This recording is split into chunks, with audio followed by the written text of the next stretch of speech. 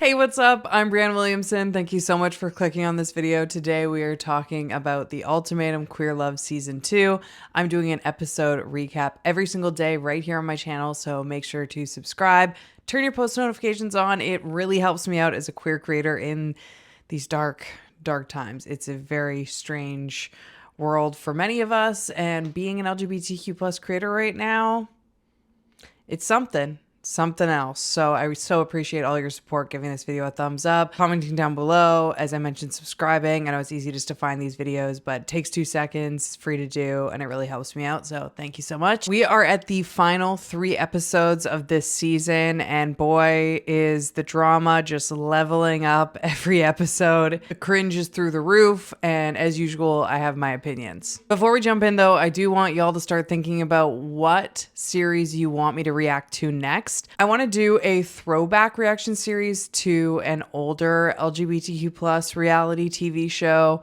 Think The Real L Word, Tila Tequila, Are You the One? I think there's a queer series. So if you can think of any, let me know in the comments down below, because I'm going to be reading through them, and then I'm going to make a poll of the top like 2 or 3 over on my community tab for subscribers, and we'll decide what we're going to do for the next reaction series once this one's done. I'll put the OG couples up here for y'all as always, and if you want the watch along games for the last few episodes, text me right here and I will send you the watch along bingo and sip along games, and I will also be making games for any future reaction series and sending them to this text list, so make sure to jump on board. It's super easy. It's just a text. And I don't know if I mentioned this, but when I come and do stand-up or meetups or events in your area, I will also text you through this list. Episode 8. I watched this episode last night with my friends, and we watched live together, but in our respective apartments. So we clicked play at the exact same time. And it was very triggering for all of us, because we were all like, wow, this is exactly what you do in every long distance lesbian relationship. And in particular, we have one friend that had a very, very long distance relationship during the pandemic. So literally different countries, she could not see her. And she's like, the amount of shows I watched like this. So that was funny.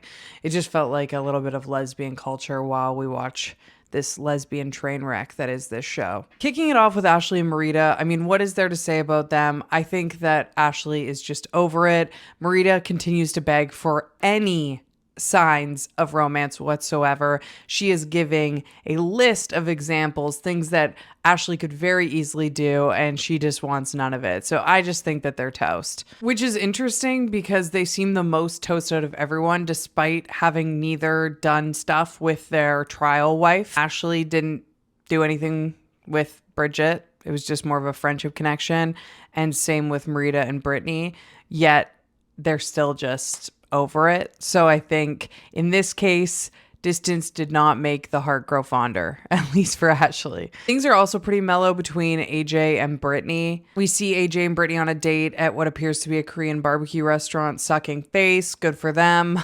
And AJ continues to bring up at this conversation her insecurities about Britney's success. Kind of a tired conversation at this point, but it's still happening. And later in the episode, we see AJ gift Britney a s'more set. S'more set, whatever, which was a really nice gesture. But I have a really, really weird pet peeve, and I wonder if any of y'all agree with me. I think gifts need to be wrapped. If someone gave me a gift straight out of the Amazon box, it's not hitting the same. And that's just a really petty little pet peeve of mine. So I wondered if any of y'all agreed, because it's something that I noticed. Hold on. I'm literally posting today's video as I record this video, so I just need to upload it and make it public. This is very meta. Posting a video while filming a video. There's layers. This is what happens when you react every single day to queer television. Something very strange happens this episode. We see a complete shift with Megan and Dana. Megan starts backpedaling hardcore and seems to be back all in with Dana. She's not apologizing for what happened with Haley, but last episode we see it ending off with her saying she's in love with Haley. She's not apologizing for it. She's telling Dana that they hooked up however many times. I guarantee it's a zillion. And then this episode, there's this shift of her kind of wanting nothing to do with Haley. And it's like, bud, yesterday you said you were in love. What is going on? Megan says to Dana, I'm so happy to be with you. I feel like you're my home, my comfort. I didn't realize how much I miss this. She also mentions that if she didn't have the encounter she did with Dana, she wonders if she would have hooked up with Haley at all. The encounter being when she ran into Dana and Mel and Dana did not say hi to her, which implies that she hooked up with Haley out of spite, which is super icky. Then in a wild turn of events, we see Megan completely ignoring Haley when Haley runs into Megan at a club. The hypocrisy continues. I mean, we saw Megan be a huge hypocrite to Dana, putting so much blame on Dana, making Dana feel so guilty with her relationship with Mel, while having held on to the secret that she was in love with Haley and she had also been hooking up with Haley. That was the first sign of hypocrisy. And then we know that throughout this whole saga, Megan's big issue with Dana was that she was ignoring her, that Megan felt ignored, that a simple hello would have sufficed, that you would never do that to someone that you loved. And, you know, a few days after Megan is back with Dana, she runs into Haley, who she was saying I love you to multiple times a few days prior, and she doesn't even say hello. So she's doing the exact same thing. Haley confronts Megan about this at the cocktail party and basically says exactly what I just said and how hurtful that was to her and how she doesn't even recognize Megan because that's so confusing because it doesn't line up at all with what Megan communicated to Haley during their 3 weeks together. In this same conversation, Megan starts denying that she ever said she was in love with Haley. She like completely gaslights her. And the whole conversation, she's just watering down her and Haley's connection. She's gaslighting, saying she never said she loved her back. And I can see the pain in Haley's eyes because she's like, how did I just have this insanely physical and romantic experience with someone that felt super not toxic and super grounded, and we were saying I love you and we were fully open in communication. I mean, we all saw it play out. And then a week later, they're acting like none of that happened, that she's making it all up, that it really didn't mean much.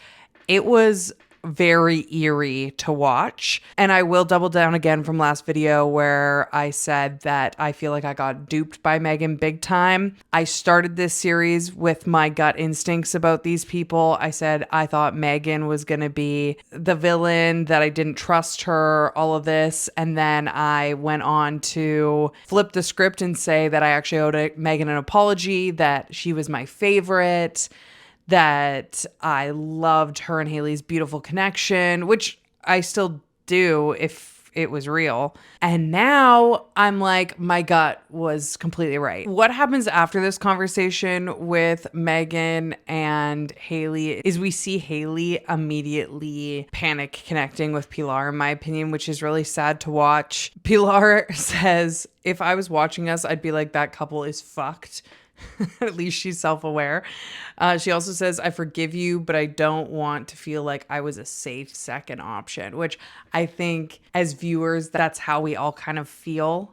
I feel like that if Megan and Haley had had a conversation at that cocktail party and Megan had still been all in on Haley and been like, I miss you, I still love you, I've told Dana about us, it's going to be us. You cannot tell me that Haley wouldn't have continued to be all in on Megan. It feels like now that she knows Megan's not interested, she's trying to do damage control to save what she has with Pilar. We see the same thing with Mel when she talks to Marie, trying to keep her options open because I believe she's waiting for Dana and is hopeful that she will end up with Dana.